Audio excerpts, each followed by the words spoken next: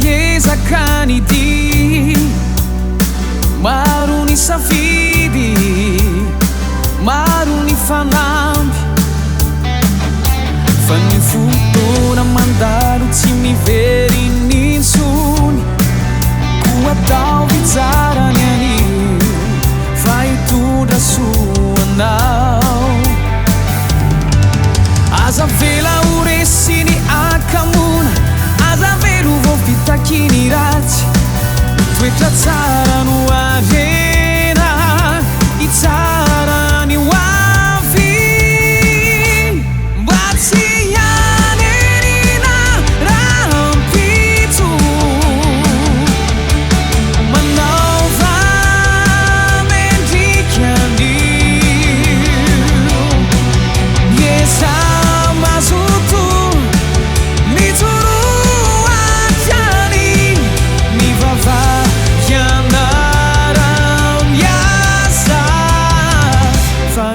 avinao eo an-tananao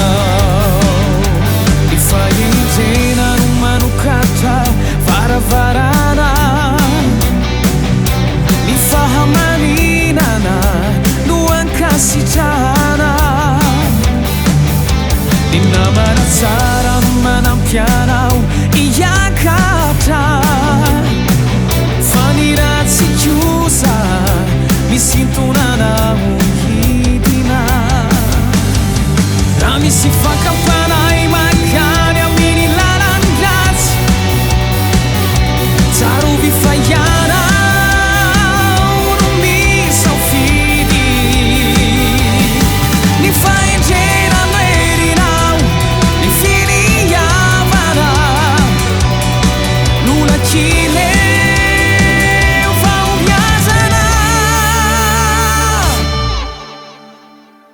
mba tsy hanerina raha mpitso manaova mendrika anio miesa mazoto mitsoroatrany mivavaky anara-miasa fa ny hoavinao eo an-tananao